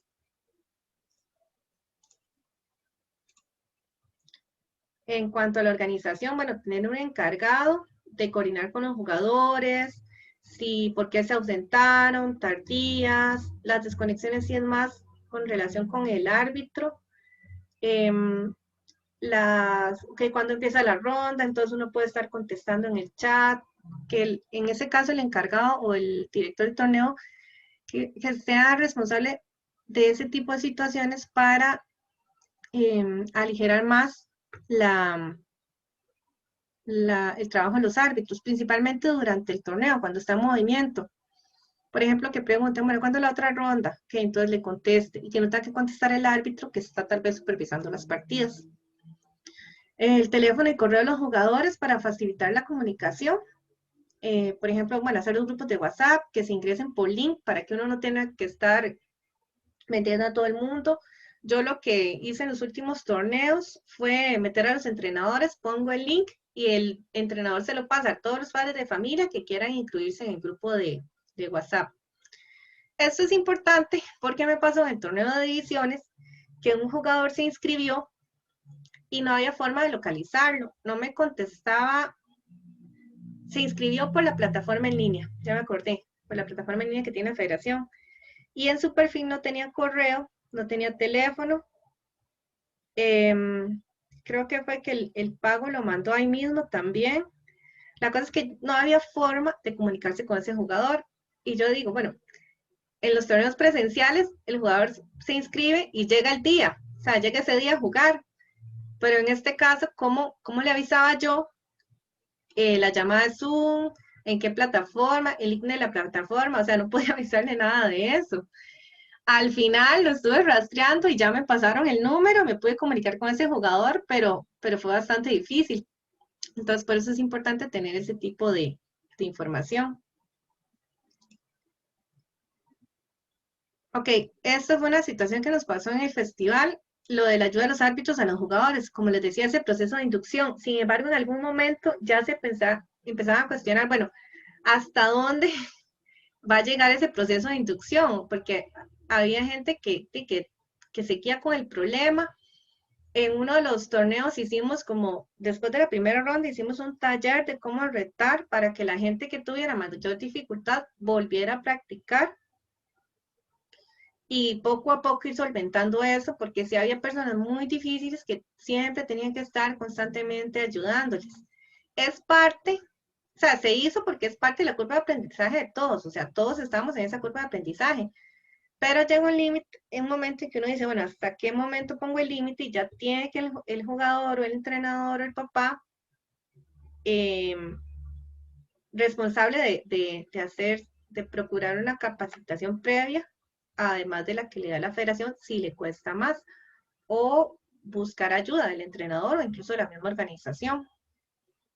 Lo del resultado definitivo también es algo que hay que tomar en cuenta. Tal vez la plataforma da un resultado, pero al final, por alguna razón, hay que cambiarlo. No sé, por alguna situación de la partida, alguna situación arbitral, etcétera, igual a como pasa en torneos presenciales. Y el tema de las conexiones, que esto siempre es un tema. Con las plataformas de chess.com, cuando usábamos chess.com, era muy difícil el tema de desconexiones porque no podíamos parar el reloj, por así decirlo. Ahora con Tornelo podemos parar el reloj, entonces es más fácil darle un chance a la persona para que se reconecte. Sin embargo, igual hay situaciones en que a veces del todo no es posible. Pero bueno, ese es otro tema que, como habíamos visto con Javier, creo, tiene que estar establecido en las bases. ¿Qué se va a hacer en el caso de desconexiones? Con Zoom, una de las recomendaciones es que sea la misma videollamada como evento recurrente para que las personas, si no vieron el link que usted les envió en la mañana, busquen el anterior o lo tengan a mano, por ejemplo, a menos que cambien las horas, porque si cambian las horas la gente se confunde también, entonces ahí sí mejor cambiarle la hora al evento. Y es súper importante que en Zoom tengan el nombre del jugador, que no aparezca Huawei no sé qué, sino que aparezca el nombre del jugador. Yo creo que ya esto la gente se ha acostumbrado bastante.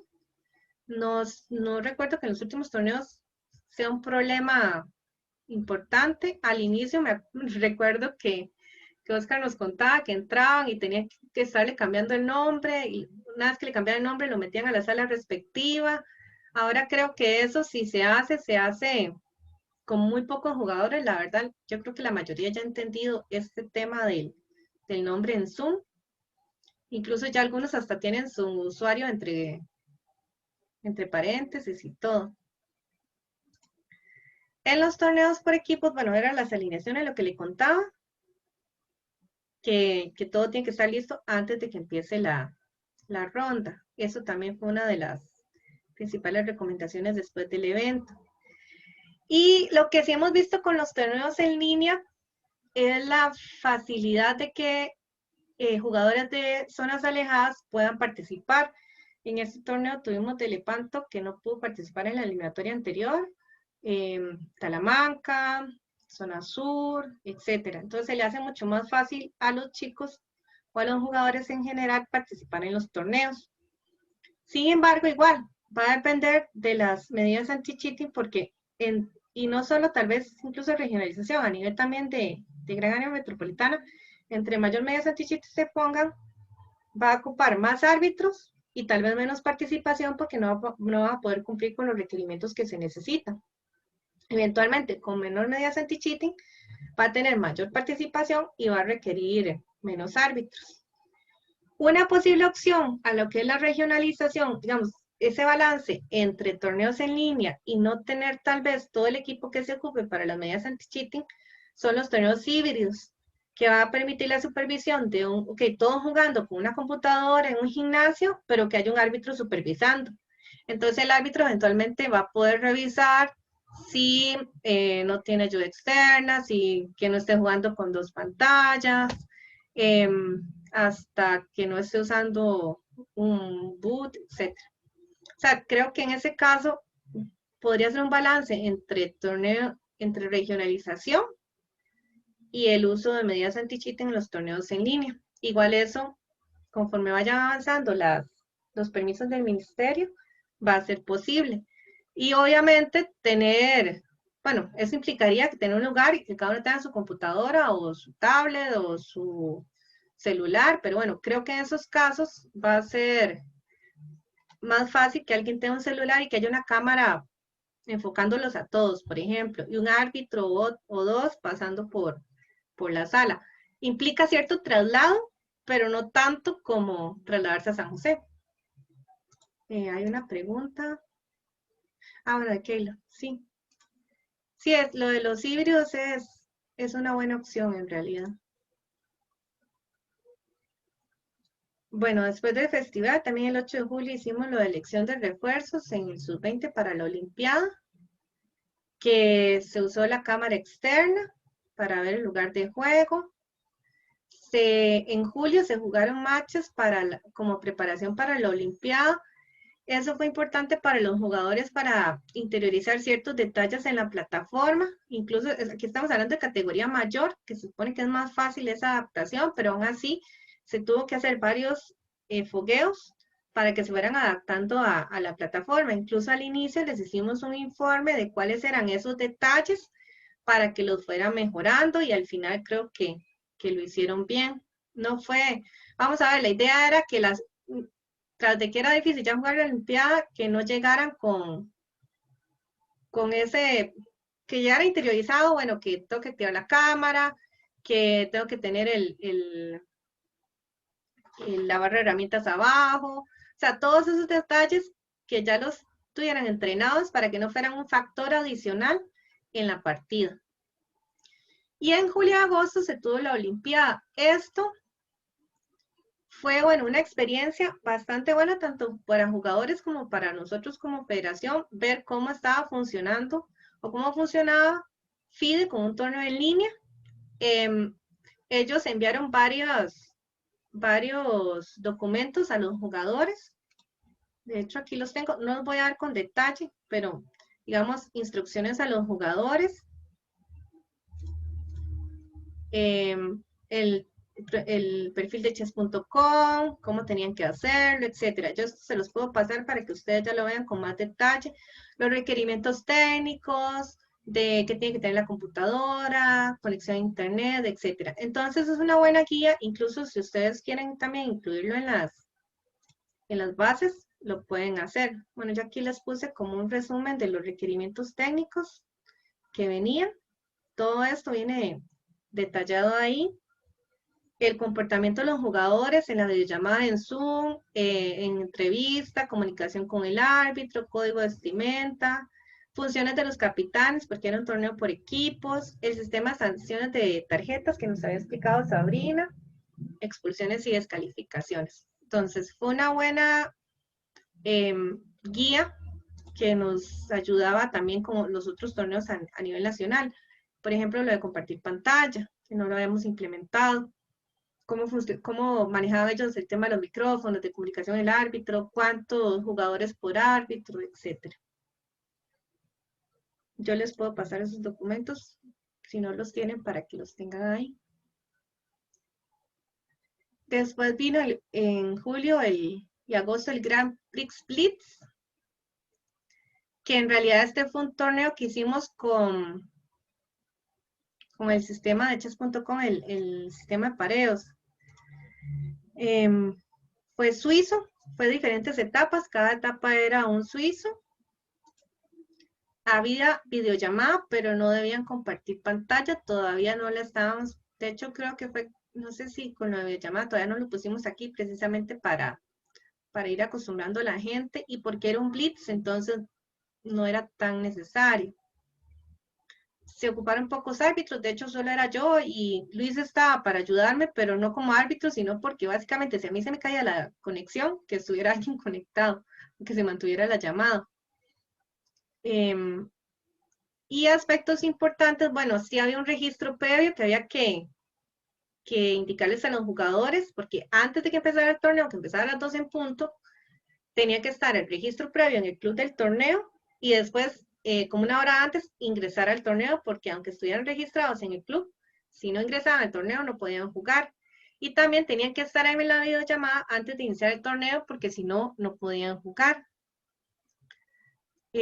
No había control sobre el inicio del torneo, empezaban los dos, estuviera quien estuviera, se podían incorporar posteriormente, pero qué sé yo, en la ronda 2, 3, y si no jugaban desde la primera, perdían esos puntos, o no los ganaban más bien. Y ese sistema organizativamente fue muy accesible. Como les digo, se ocupaba poca gente supervisando. Entonces, es una opción por si no tienen mucho presupuesto para hacer un torneo, que lo tomen en cuenta también. Los torneos de divisiones lo hicimos en agosto. Aquí, como eran bastante gente, bueno, eran varias divisiones, en este momento yo recibí las inscripciones del Blitz y de los torneos de cuarta, tercera y segunda. Entonces, ahí donde se vio la necesidad de automatizar la inscripción, porque si se aprovechan los beneficios de los torneos en línea y se masifica, no se puede seguir con una inscripción manual. Eso todavía es un pendiente, en realidad, porque está el sistema automatizado, bueno, el sistema en línea de la federación, pero igual tenían que enviar el usuario por correo, etcétera, etcétera. En realidad yo creo que eso ya lo estaba arreglando con Frater. Con Tornelo tiene un sistema en línea de inscripción, pero creo que es un poco complicado, entonces por eso es que usamos el sistema de Excel, que yo creí que iba a ser más fácil, pero no, al final también fue un poquito más complicado para la gente. Entonces todavía es un pendiente que tenemos, pero sí, definitivamente hay que automatizar la inscripción, porque si se llega al objetivo de que bastante gente se inscriba a los torneos en línea, no puede ser manual, definitivamente. No sé, Carlos, ¿cómo les fue a ustedes con la inscripción en línea del torneo de juegos estudiantiles, que era bastante gente y era en línea? Ay, claro, bueno, fue sí todo un calvario, más que todo para María, Fabián y Oscar, que estaban en esa parte de instrucciones. Eh, Aunque tuvimos el beneficio de usar la plataforma de juegos deportivos estudiantiles del MEP, que en teoría le debería llegar a todos, se nos complicó un momento ahí con lo de los correos. eh, de que lo que se pensaba que iba a ser una facilidad, más bien fue un tropiezo, porque ya después vemos que estos correos del MEP que tiene cada estudiante, por políticas de Teams y del MEP, no reciben correos de personas externas, solo de gente que tenga del MEP. Entonces, ya eso nos complicó más. Ya tenemos que empezar a mandar correos que uno por uno, localizarlos por Teams. Pero sí, esta parte de la inscripción es complicada. Esta Sí, parte que teníamos que iba a ser un beneficio más bien la plataforma del MEP, más bien María pasaba noches ahí sin dormir haciendo los cuadros, inscribiendo, y fue mucho tiempo buscando toda la gente para poder decirles, bueno, aquí está su equipo, tome, únanse, y poder tenerlos localizados a todos. Pero sí, esta parte de la inscripción es complicado. sí, hay que ver cómo se va mejorando. Gracias. Después tenemos, bueno, lo que les hablaba del registro completo, la experiencia que tuve con ese jugador que lo estaba rastreando por todo lado. Es importante un reporte de los árbitros adjuntos en cada fecha. Digamos, en el torneo de ediciones se enviaban los resultados, los links de las partidas, el link en chess.com, incidencias, que si hubo desconexiones, baja conexión, con qué dispositivo jugaba, si hacía flechas, si la cámara no se veía bien, si iba jugando en el carro, cuántas idas al baño, cuánto duraban, comportamiento de los jugadores, si había alta precisión en las partidas, etcétera. Entonces, ya con eso uno podía, bueno, determinar si había un jugador un poco más difícil o si había un jugador sospechoso para dar el seguimiento, etcétera. Lo que les hablaba de las medidas de inicio de cada ronda, que se hicieron mediante retos, y si se dificultaba, lo que hacía era enviar el link.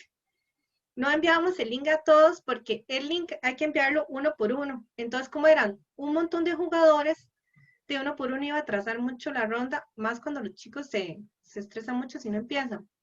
Entonces, los que podían retar, que retaban de una vez. De hecho, en el de segunda era más fácil que se retaran que enviar el link. Y ya si había un caso difícil, ellos me contactaban y yo enviaba el link a la partida. No se podía todos los árbitros porque chess.com da el link a una persona de la federación. No es algo que puedan enviar todos. Entonces, no era que todos los árbitros podían enviar link porque si no ahí sí se podía dividir el trabajo. Era solo uno. Y como habíamos hablado, no todos podían tener mi cuenta abierta porque sí, yo no tenía problema, la verdad. Tal vez me ayudaban hasta subir el elo. No, mentira. Pero no todos podían tener la cuenta abierta como para enviar el link. Entonces, el link nos ayudó a bajar el tiempo incluso de 40 a 10 minutos el inicio de la ronda, incluso en algunos casos hasta menos. Y también se tuvo que reforzar con el número de árbitros porque al inicio sí les costaba mucho. Era mucha gente, eran cuarta, tercera, segunda, y a alguna gente sí le costaba mucho entrar, entonces tuvimos que reforzar los árbitros para que fuera más fluido, empezar más rápido y ya que se pudieran concentrar en supervisar las partidas. Creo que había una mano levantada de Rebeca. Hola, Caro, buenas noches. Buenas noches. Es que, bueno, yo nada más quería dar la recomendación. Yo una vez en un torneo que hicimos en línea, utilicé un formulario de Google Ujú. y por medio de eso se inscribieron fácilmente, ¿verdad? Podría ser también una opción. Sí, sí, sí, de hecho. Yo cuando enviamos lo del el Excel ahora de Tornelo, pensé que iba a ser más fácil, pero no, fue más bien más difícil. Entonces sí sería enviarlo por Google y ya después pasar que pase la información a Excel. Sí, es que el Eh, formulario lo puede llenar cada papá sí, individualmente y automáticamente como le llega a uno, entonces como que se hace más simple. sí, exacto. Bueno, que esto es lo que les comentaba, que los participantes pertenecían a varios grupos, entonces había que tratar cada grupo de acuerdo con sus características. Y, bueno, sí, el horario de torneo facilitó ir mejorando ronda por ronda porque era por etapas, entonces no era torneo seguido. Después de cada ronda podíamos revisar, hacer una reunión posterior a la ronda si era necesario y eventualmente ir corrigiendo de una ronda a otra porque eran fines de semana, entonces una era el sábado y la otra era el siguiente sábado y nos daba tiempo de rectificar ciertas cosas, como lo del taller que les había comentado más o menos como en la segunda, tercera, tuvimos que hacer un taller para aprender a retar porque seguíamos con problemas en esa área. Entonces es muy importante las reuniones de retroalimentación, en este caso. En todos los torneos, pero yo creo que más en estos cuando todavía estamos aprendiendo de plataformas y todo. Después se hicieron las finales en agosto, eso fue en julio y agosto. En agosto se hicieron las finales. Había ya jugadores preclasificados, también había nuevos, sin embargo la curva de aprendizaje fue poca, más que todo con los nuevos, porque ya venían no solo de la fase eliminatoria, sino también de otros torneos previos, entonces ya muchos ya conocían la mecánica. El problema creo que se presentó con el torneo, creo no, se presentó con el torneo Blitz por equipos, porque al inicio en la fase eliminatoria se automatizó la alineación de equipos y en la final, en los Blitz, perdón, en la final también, como que no aplicaron la automatización de la alineación. No sé por qué, ya eso fue decisión de Pablo. Entonces, como les decía, en este caso es automatizar todo lo que se pueda, porque sí es de bastante ayuda. Y según me comentó Luis, que le pregunté para esta charla, una de las recomendaciones en este sentido también es la necesidad de al menos un árbitro de pareo para tener la información actualizada rápido. En los torneos por equipos, en este caso, en los finales con los torneos individuales era muy fácil porque era round robin, pero en los torneos por equipos sí, como les decía, tiene que tener la información rápido, actualizada para que los entrenadores tomen la decisión, hagan las alineaciones y las alineaciones ya tienen que estar pasadas antes de que empiece la ronda. Y también se tomó la medida de tener a alguien anti-cheating, que fue la exposición de Leonardo que ya nos comentó. El 20 de agosto se publicó el protocolo de torneos en línea. De hecho, en septiembre y octubre se hizo la Copa Independencia. Bueno, esta no fue organizada por la federación, fue avalada por la federación, pero lo puse porque precisamente fue el primer torneo que aprovechó la publicación de los torneos en línea, el protocolo. Fue la primera solicitud que tuvimos. Tuvimos como un receso entre agosto con las finales. Bueno, también estuvo la final del Grand Prix. En septiembre fue el mes que tuvimos como un descansito, tanto para nosotros como para los jugadores. Y empezamos en octubre, noviembre con el campeonato por equipos. La idea de esto era hacer un equipo, un torneo que fuera para personas que trabajaran. Nosotros hemos pasado una encuesta. En la encuesta todavía la mayoría de gente prefiere torneos fines de semana. Sin embargo, si hay una población que le gustan los torneos entre semana y los que también no quieren tener todos los fines de semana ocupados con torneos, tener ciertos fines de semana libre, etcétera. Entonces pusimos días entre semana, alternados, lunes, martes, miércoles, que sé yo, una semana era lunes, la siguiente semana martes, la siguiente miércoles, de tal forma que si usted el lunes no podía, la siguiente pudiera jugar martes. Aprovechando que las partidas eran en línea y no había que trasladarse entre semana, porque el problema de jugar torneos presenciales entre semana es el traslado, con las presas y todo. Entonces aprovechamos eso en línea para poner rondas entre semana, y creo que solo hubo una fin de semana que fue el sábado, de hecho ya fue ayer, y que también aprovechar la flexibilidad de participación, no tenían que participar los 6, obviamente entre más participaran, se tomaba en cuenta el puntaje de los 4 primeros, entre más participaran, más opciones tenían de puntuar, pero también si solo participaba uno del equipo, perfectamente podían jugar ese día. O si querían jugar los 6, podían jugar los 6.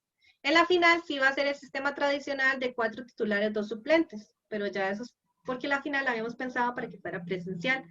Por las circunstancias también vamos a tener que hacerla en línea. El 5 de octubre publicamos los requisitos de torneos de acceso, que fue una de las regulaciones que tuvimos que modificar a raíz de los torneos en línea, y de hecho el primer torneo que lo aprovechó fue el de Montes de Oca también en octubre, que ya terminó. La idea era que fueran las mismas condiciones. Bueno, lo hicimos porque muchos jugadores nos pedían después del torneo de divisiones, nos decían, bueno, ¿cuándo es el próximo torneo de terceras? ¿Cuándo es el próximo de segundas? Y ya habían pasado esto, ¿verdad? Entonces, reactivamos lo de los torneos. También las asociaciones nos lo pidieron. Modificamos esto y lo que hicimos fue que fueran las mismas condiciones de los torneos de divisiones que ya habíamos hecho, para que no fuera desigual en cuanto a los que ya habían jugado. No declaran campeón, porque el que declara campeón ya es estos de divisiones que se están jugando las finales ahora. Y sí que tuvieran una final para ascender a su respectiva categoría, que se va a hacer en febrero, que también va a ser en línea, para mantener las mismas condiciones que mantuvieron estos que participaron entre julio y agosto. Y estamos básicamente acá en las finales de nacionales y en el campeonato rápido. Las finales nacionales, igual, la idea era que fueran presenciales, pero al final tuvimos que hacerlas en línea. El campeonato rápido en realidad no era algo que estaba inicialmente en el calendario que les había comentado de finales de marzo. Fue porque la FIDE publicó lo del Mundial de Categorías Menores Rápido, que va a ser en línea. Entonces se quería sacar a los representantes en ese Mundial, es solo uno por país. Y también que nos sirviera de simulacro para los campeonatos nacionales de categorías menores que van a ser en el 2021. Esa era la motivación de esos torneos. Ahora, bueno, como les decía, estamos usando Tornelo, que es la plataforma que está usando la ECO ahora también, y FIDE. Dentro de las ventajas es mayor control de situaciones del torneo, tanto árbitros como organizador. La automatización del registro, que todavía no nos hemos aprovechado tanto. El reporte de juego limpio, que ya vimos con Javier, que es bastante completo. Tenemos todo en un mismo lugar, tenemos la videoconferencia, las partidas en vivo, los resultados, los emparejamientos, los standings, etc. Por lo menos como guía, porque lo que se está haciendo también es que el oficial sea lo que está en Chess Resorts, pero por lo menos tienen la información ahí en caso de no tienen, qué sé yo, entran a la plataforma y ya ver con quién les toca, ingresan a la partida, el papá puede ver la partida ahí mismo también, de ahí mismo también entran a la videoconferencia, etc. Y a lo que he preguntado, es más fácil de usar para los jugadores. Yo le he preguntado a varios jugadores míos y no se les ha dificultado para nada entrar a la plataforma, tal vez como aceptar la invitación y hacerle el check inicial al torneo. Hay que explicarles un poquito, pero como ya una vez pasado eso, que ingresan e inician la partida, es mucho más fácil para ellos que el sistema de retos. Entonces me gusta en ese sentido. A lo que he preguntado es más fácil para los jugadores. Carlos, ¿sí?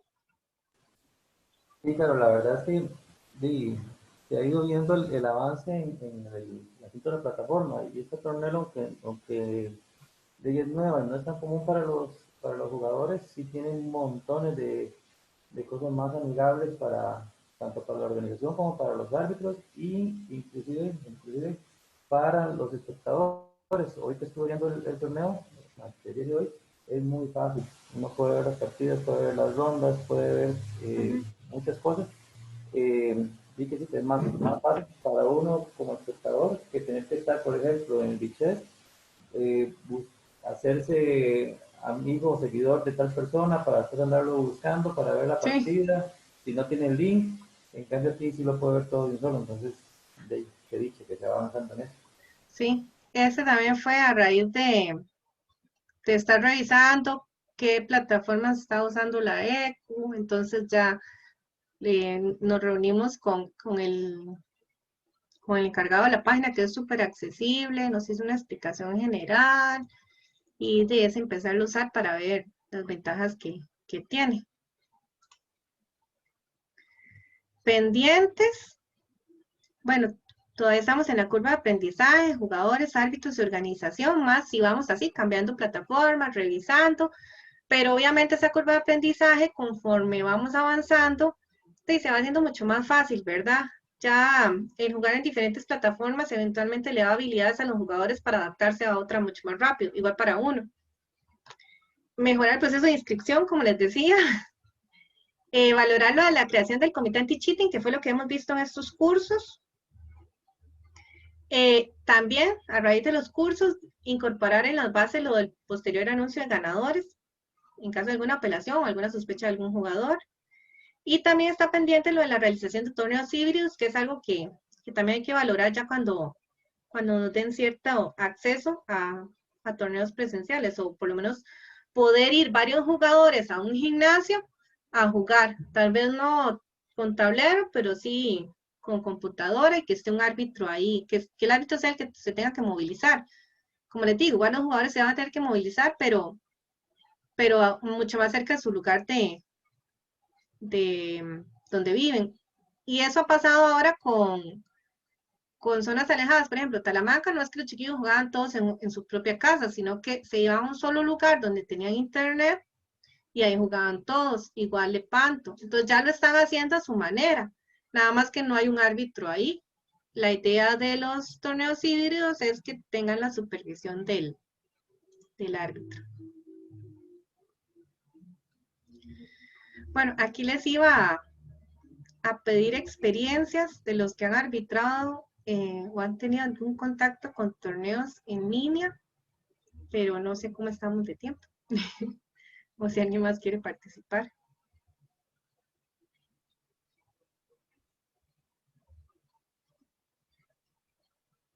Están Sí, con hambre, Carlos. yo creo yo. Carlos, Si me levantó la permite, mano. yo, bueno, nada más Ajá. que, sí, a ver, sí, lo de la Copa Independencia fue el tirarse al agua en torneos en línea, no piratas, como dijo Carlos Esteban, sino formales y oficiales Clandestinos. y clandestinos, sino que para eso sí ocupábamos de verdad el respaldo de la federación con un plus que fue lo del ELO en línea, ¿verdad? Y eso hace la diferencia entre un torneo oficial y otro. Y lo otro, claro, que sí me parece que tal vez está entre la lista de pendientes el equiparar un poquito más las funciones entre el organizador y el árbitro principal, porque al árbitro principal le está tocando hacer absolutamente todo, Ok, voy a anotar eso. desde crear las salas, desde coordinar, donde son muchas funciones del organizador. Por ejemplo, si nos trasladamos a un torneo presencial, el acomodo de organización de las salas y la distribución le toca al organizador. Ahorita aquí en línea le está tocando al árbitro. Uh-huh. El árbitro principal le está dejando muchas funciones que le están correspondiendo a él como supervisión arbitral propiamente por estar en temas propios de organización que le debería tocar a otra persona. Ok. ¿Verdad? Entonces sí, tratar de asemejar lo más posible lo que es la estructura presencial a en línea, porque sí Okay. se están dando diferentes, ¿verdad? Se le están quitando muchas funciones al organizador y se le está recargando muchísimo al árbitro principal. No sé si tal vez Oscar, que ha sido árbitro principal en muchos, o José, sabrán que es pesadísimo, o supongo que es pesadísimo ser árbitro principal por el recargo de funciones que están teniendo. Ahí es ir perfilando lo de las funciones, lo que hablábamos antes. Que sí, como ustedes, se tienen que irse perfilando poco a poco. ¿Alguien más? Gracias. ¿Alguien más había levantado? Mauricio. Bueno, qué pena, otra vez metiendo la cuchara. Básicamente yo tengo algunas preocupaciones con respecto a esto de los torneos en línea y las zonas rurales, la cobertura de internet, los anchos de banda. Los anchos de banda de las cámaras son súper demandantes, sesiones recurrentes de Zoom y de todas estas plataformas, tener dos cámaras y todo esto. Entonces yo apostaría por la funcionalidad de los torneos híbridos. Incluso creo que la misma federación puede hacer una inversión fuerte en comprar tablets y que estas tablets las provea la federación en estos eventos, por ejemplo, Lepanto. Entonces lo que hay que buscar es una buena conectividad de internet en algún punto de Lepanto. Incluso se pueden levantar conexiones de internet por otras vías, porque sí me preocupa muchísimo, porque bueno, nosotros aquí, yo tengo fibra óptica en mi casa y aguanto todo lo que quieran poner, pero hay muchísimas personas que se van a quedar por fuera por todos esos aspectos técnicos. Sí. Y entonces me preocupa la democratización del deporte, y como sí creo que esto es el futuro, o sea, no hay quita, aunque inventaran mañana la vacuna, creo que esto ya no tiene un devuelve, y me preocupa ese tema de la democratización. No, y de hecho a nosotros también, por eso les decía que hay que ir como buscando ese balance, y pareciera que se iba por los torneos híbridos, como usted decía. Incluso en el festival tenían el problema de Talamanca, igual ese problema de conexión. Carlos creo que fue el que había sugerido que entonces en lugar de estar conectados en una llamada de Zoom, que alguien los filmara a todos, entonces ahí se veían todos juntos. Creo que Lepanto ha hecho algo así también, y así lo hemos estado resolviendo. Pero por ejemplo, si tienen que compartir pantalla, ya no pueden hacer todos juntos. Pero Entonces,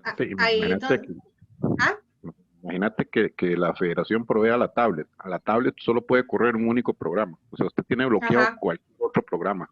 Entonces ya usted tiene el control del dispositivo y usted sabe que nadie le va a correr ahí un bot, nadie le va a correr nada porque la tablet es suya y usted domina el software que tiene ahí. Sí, no, nadie le va a instalar nada antes. O lo que creo que eso una vez lo habíamos hablado con los jugadores no videntes, de tener la grabadora nosotros para asegurarnos que esa grabadora estaba limpia, o no usaran el teléfono. Bueno, la grabadora es muy difícil que la usen, pero digamos para otra cosa, pero que no tuvieran que usar el teléfono, por ejemplo.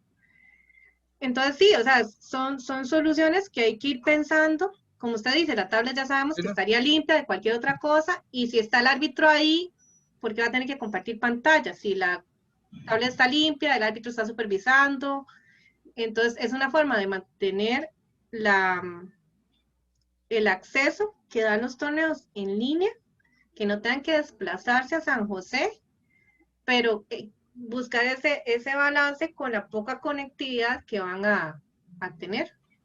Pero claro, sí, son cosas que hay que ir viendo, ¿sí? Sí, precisamente a eso iba, ahora que menciona Mauricio el futuro. Para mí los torneos híbridos son el futuro, ¿verdad?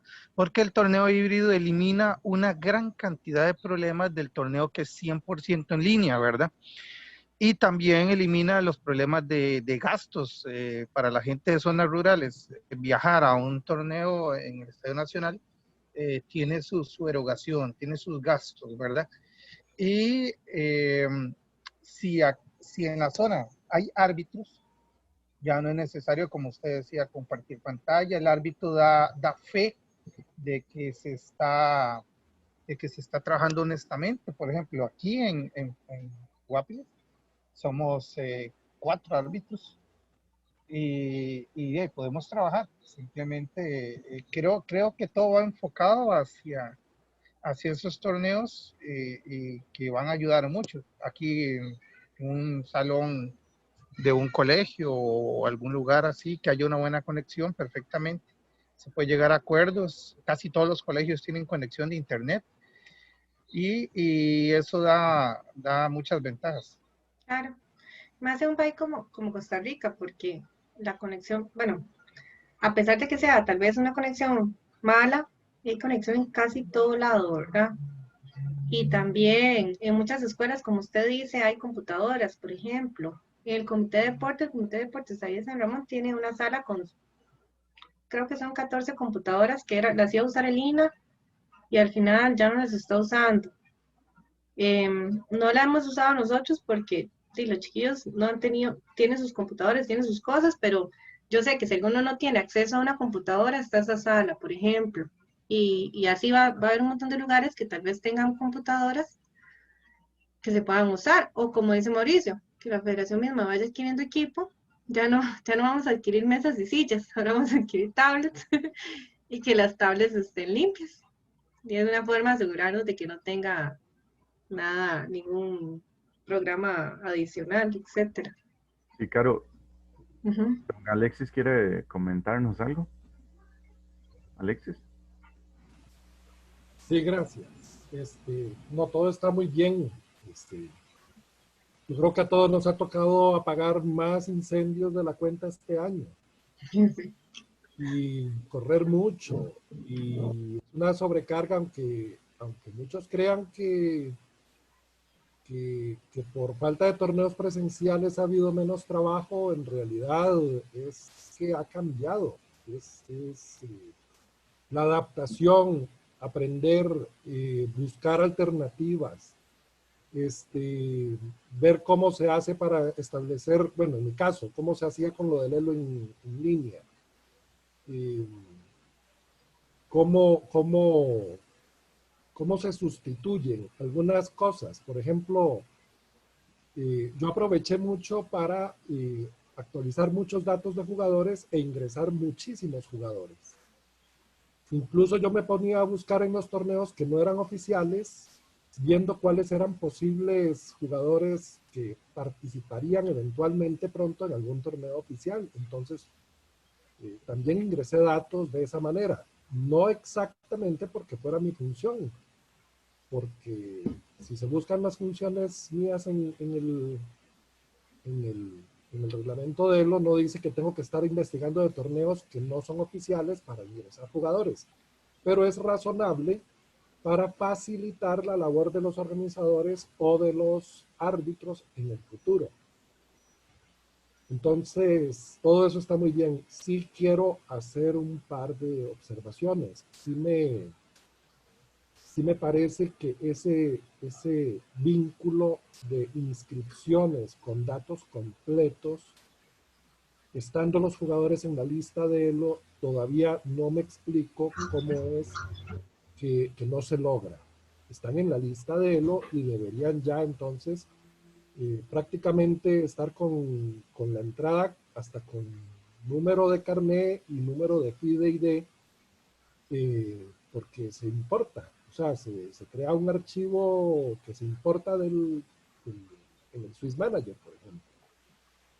Y he notado que no es todos los torneos, pero sí todavía hay casos de archivos Swiss Manager que se crean donde faltan datos de los jugadores que ya están ingresados y no hay solicitud de todas maneras del árbitro que supuestamente se da cuenta de que le faltan datos al jugador, que no está en el registro. Si no lo encuentra, el árbitro debe asumir que debe consultar para solicitar además un PID y un ingreso en el SANE. Y bueno, yo creo que se me olvida algo. Sí, también hay un par de torneos donde el mismo rating de los jugadores estaba viejo, o sea, los árbitros no actualizaron la lista de ELO para utilizar la que estaba vigente. Y bueno, eso son fallas y hay que detallar un poquito más. Gracias. Gracias, Alex.